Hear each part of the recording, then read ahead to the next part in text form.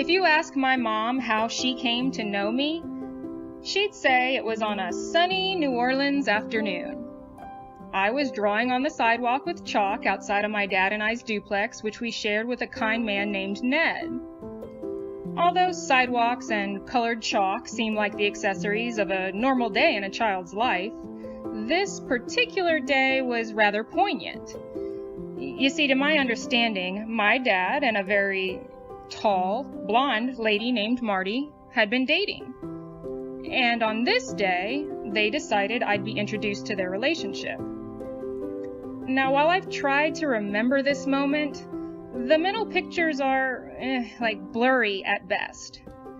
I remember pink chalk and little white shoes with Velcro, but that could be associated with any general memory of living on Broadway Street with my dad. What I have reflected on, time and time again, is how freaked out this woman must have been, right? Meeting someone else's damaged goods, and even more, knowing that I did not come with a co-parenting situation intact. That's putting it delicately. But maybe that's the part I like best of this foggy childhood memory now, and it's funny how reflections change as one travels through life's experiences. You see, for a long time, it was simply the day I met my mom, Marty. But as an adult who has not only been well-versed in the dating scene, but experienced the difficulties of attempts to blend families, that day is so much more.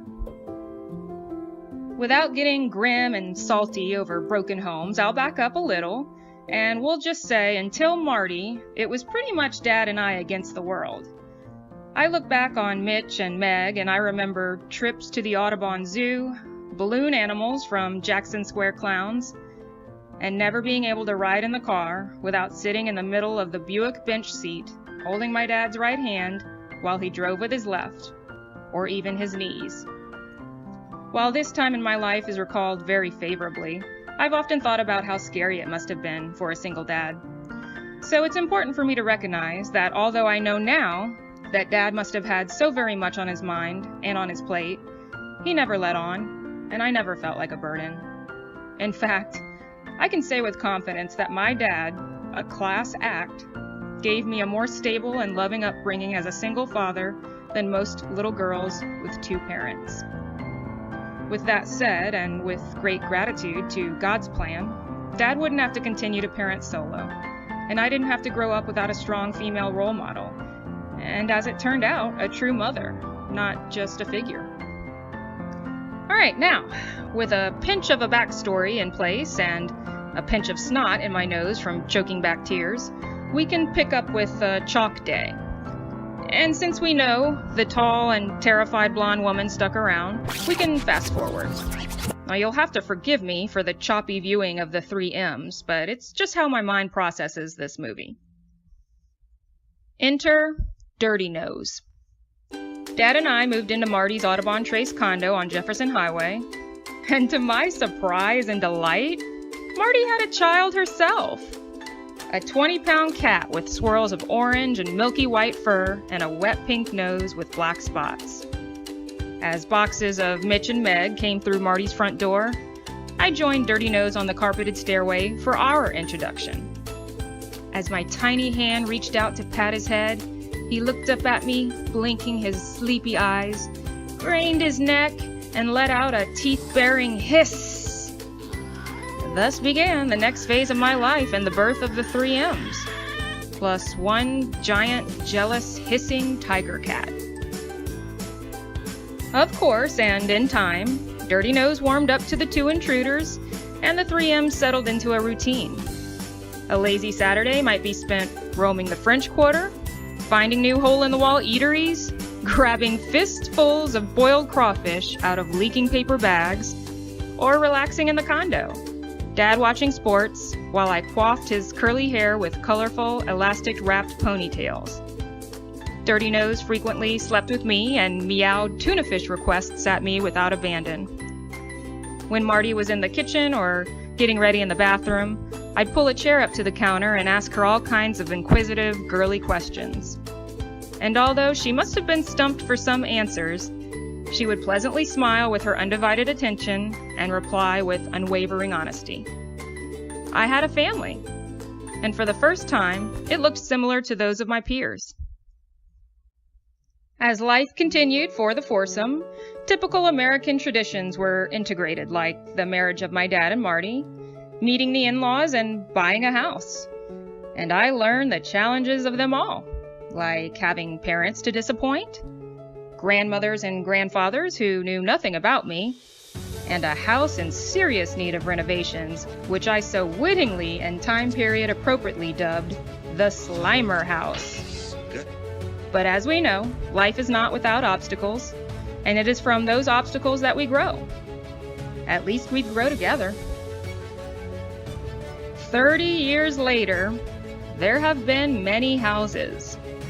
There's also been many laughs, tears, arguments, bearing of souls, acceptings of Christ, and amazing adventures. As a trio, there have been many special moments shared, but to the credit of my parents, there has always been an underlying understanding and respect of these three people as individuals and their individual connections with each member of this small family. No competition for attention, time, or love. There's been many special, private moments I've shared with my dad. As a team, we've crossed the nation, seeking adventure and enlightenment. We've hiked the Grand Canyon, me stopping when Dad needed to check his blister pads, him carrying both my backpack and his when I thought I was too exhausted to carry on, and together, creating an inside joke when we nicknamed one agile tourist hiker Flip-Flop Man. We've explored caves in Belize, following two guides with machetes through the jungle, and swimming into crystal blue yet freezing waters, teeth chattering and wearing lighted helmets.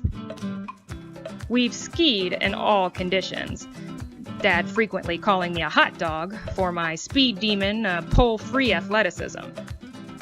But it's not the snow mound jumps or detours through white woods that put the biggest smile on my face.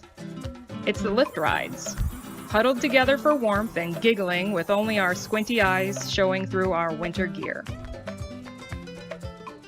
In true 3M balance, there's also been many special private moments I've shared with my mom. Movie nights in our fluffy socks, walks down our gorgeous oak tree canopied River Ridge streets, and coming together to lobby Dad about his fashion choices. Our most giddy and bonding moments, though, pushing each a shopping cart through TJ Maxx or Marshall's. These are days I'll never forget, and a day we'd make of shopping.